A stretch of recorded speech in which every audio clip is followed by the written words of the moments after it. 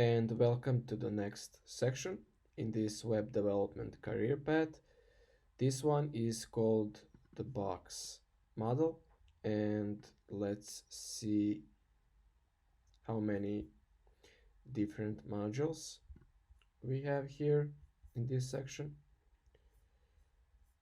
Okay, so we are in the fourth part of this web development career path. So first we had learn HTML, then we had styling a website, and in the previous videos we did getting started with JavaScript, and now we are in the getting more advanced with design. And the first module in that section is called the box model, and let's proceed with the first exercise.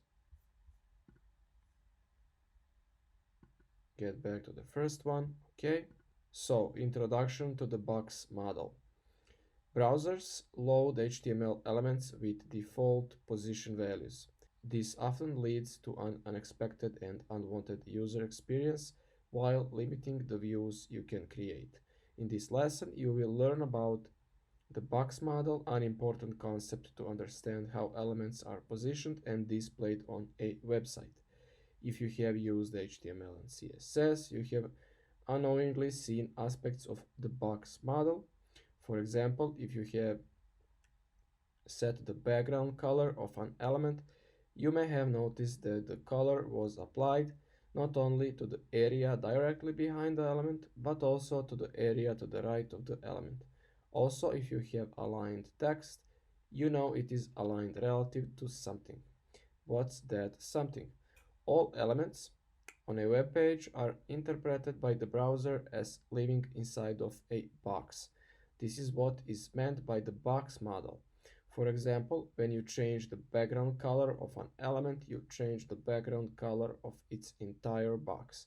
In this lesson, you will learn about the following aspects of the box model: the dimensions of an element's box, the borders of an element's box, the paddings of an element's box, and the margins of an element's box. Let's begin. Instructions. Take some time to edit the code to the right. So this code right here. See if you can figure out how these following properties impact an element's display: height, width, padding, border, margin, and overflow. And let's see.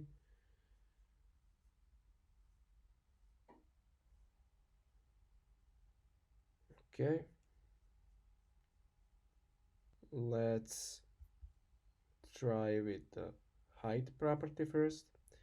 So banner, I guess it's this right here, but let's see the HTML conversions. Yes, it is right here, this whole element,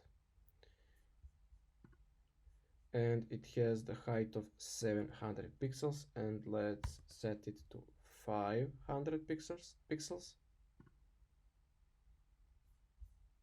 and it is smaller now. Now let's play with the width property. Let's see. So same section, banner, content, and h1. It is this one right here. And let's play with its width. So it is 400, and let's lower it down to 300 pixels. And it's narrower. Now let's play with the padding. Let's see what element we can take. We can take any element, but let's take main, for example. It is 40 pixels, and let's change it to 60. And main element is this whole element starting from this h3 heading. So let's change its padding to 70 pixels. And let's inspect the element so I can show you more. So main element, it has a padding of 70 pixels on all four sides. So top, right, bottom, and left. Next, let's play with the border property. So let's get back to the h1 element. Let's change its border to 1 pixel. And there wasn't too much of a change in display and positioning of an element by changing the border. Now let's try changing its margin. Let's try with the h1 element again, and as you can see, it has the margin property set to 0 and auto, and this is the CSS trick for centering the element horizontally. And if you just type 0, then the element will be positioned to the left of the element, of the parent element, and let's see that. And as you can see, it is not horizontally centered anymore. And let's try with the overflow scroll. Okay, so you see when you get to the main element, it has its own scroll right here. This is the main scroll, and this is the scroll of the main element. And let's try setting the overflow property to the default value of visible. And now let's run our code.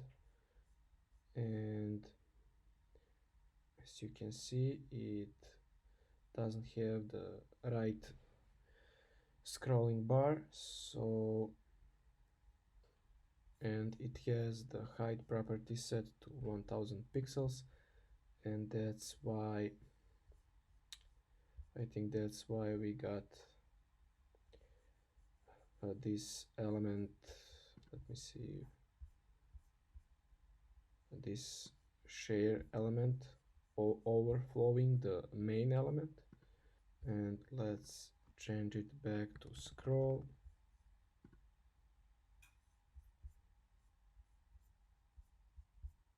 And now everything is fine. And you saw how the overflow property can affect the display and positioning of an element. And now let's proceed to the next exercise in this new module, the box model.